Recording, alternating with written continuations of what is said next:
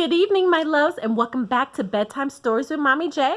And we are going to continue with The Day My Butt Went Psycho, based on a true story by Andy Griffiths. And we left off, we're finally on chapter 3. And it is titled The B Team. The Prince and Maurice might have been glad to see Zach, but he certainly wasn't glad to see them.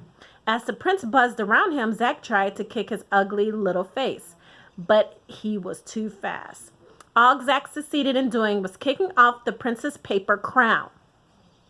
"Dear me," the prince said to Maurice, "that's not a very nice greeting, and after all we've done for him." "Perhaps we should teach him some manners, sir," said Maurice. "An excellent idea," said the prince. "After you, my dear Maurice." "That's very kind of you," said Maurice. "Very kind indeed. Very, very—" "Maurice!" said the prince. Maurice sped up and launched himself into Zach's stomach. Zach gasped, completely winded. It felt to him like he just caught a bowling ball in the guts. And before he could catch his breath, the prince did the same and winded him again. As they repositioned themselves for another attack, Zach put one arm in front of his stomach to protect himself. Maurice's next attack came not on Zach's stomach, however, but on his right hand, the hand he was using to grip the hatch. Maurice came in hard and fast, over and over again, while the prince continued to pound Zach's stomach, and the Buttmobile plummeted ever faster toward the ground. Zach tried to endure the pain, but he knew it wouldn't be long before his bruised fingers couldn't take it anymore. And then he saw them. 3 of the bravest and the best butt fighters in the world were speeding up from the ground toward him on flying butts. The B Team! Zach couldn't believe his luck. He had to blink a few times just to make sure he wasn't dreaming. But it was them all right. They were an amazing sight. Zach smiled. They were just like their pictures on the trading cards. And even though they were among the trading cards, he swapped to get the Butt Hunter's card. He was still very pleased to see them. Leading the charge was the kicker, a large, muscular man wearing a sleeveless black and white football jersey and shorts. He had big, black, bushy beard, thick, black eyebrows, and the most enormous feet that Zach had ever seen. Right behind him was an equally huge woman who was wearing an orange floral dress. She wore her hair in 2 enormous buns, one on either side of her head, and she had hands like baseball mitts.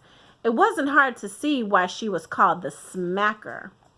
Bringing up the rear was a man dressed in a white 3-piece suit. He had a white scarf around his neck and a red carnation in his left lapel. Apart from looking completely out of place riding on the butt, the other striking feature about him was his lips. They were big and red and wet-looking. He was known simply as the Kisser, and he was famous for his legendary kiss of death. The 3 riders whooshed up through the middle of the pack of butts, sending them flying in all directions. The Kisser grabbed Zach around the waist and shot through the hatch with him.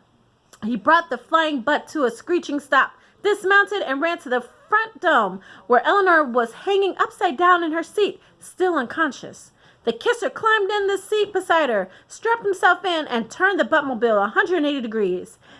As he did so, Zach fell off the flying butt and crashed to the floor, right on top of the kicker and the Smacker. "Get off my head," growled the kicker. "I'm sorry," said Zach. "It was an accident."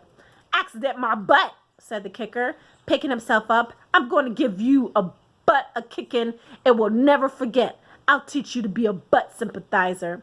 Zach backed away from him. This strange, violent man was freaking him out. Now, said the Smacker, stepping in between the kicker and Zach. "Nobody's going to kick anybody's butt until we know all the facts." "Kick first, ask questions later," said the kicker. "That's my motto." Right at that moment, a huge butt crashed into the roof. Another butt crashed into the floor. There was silence for a moment, and then they heard a volleyball of butt fire from the rear. "No, kicker," said the Smacker, who quickly pulled the hatch shut. "There's no time for that now. We got a butt blitz on our hands. They're coming at us from all directions." "Can't this thing go any faster?" bellowed the kicker. "I've got the gas on full already," said the Kisser. Zach glanced up toward the front of the Buttmobile and immediately wished he had it. A big, hairy butt had attached itself to the windshield.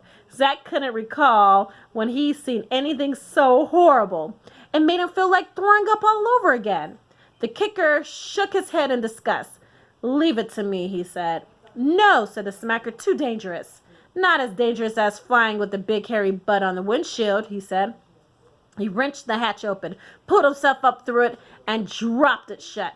The butt blitz stopped instantly. Zach and the others watched the kicker clomp along the roof to the front of the Buttmobile until their view of him was obscured by the hairy butt. Suddenly, the windshield was clear. The hairy butt obviously booted to oblivion by the kicker, who was standing on the nose of the Buttmobile, grinning widely and giving them the thumbs up.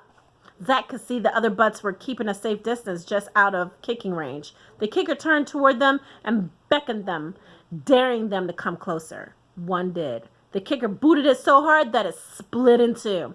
Another butt flew in from the left-hand side, but the kicker didn't even blink. He just lashed out with a perfect side kick that sent the butt spinning. The rest of the butts charged in fast after that, as if all determined to avenge the other butts. But if the kicker was worried, he sure didn't show it. He was drop kicking and torpedo punting and pirouetting. He looked amazing. Butts were flying everywhere. "Look at him go!" yelled the smacker. "That's poetry, that is." Zach wondered what sort of poetry described a brute in a football jersey kicking butts senseless. Certainly not any of the poetry they gave him to read at school. As Zach watched, he noticed that the kisser didn't seem quite so enthusiastic about the kicker's performance as the smacker. He seemed to wince every time the kicker's boot connected with a butt. Meanwhile, one of the butts was orbiting the kicker's head at high speed. The kicker was swatting at it with both hands like it was a particularly annoying mosquito. But the butt persisted, swatting clearly not being the kicker's main strength. And we're going to stop right there, my loves. That is chapter 3A. For now, we're going to be doing this chapter again in sections. All right, guys, make sure you brush your teeth, say your prayers, as I am always saying my prayers for you. And I hope that you have sweet dreams. Hugs and kisses. Good night. Mwah.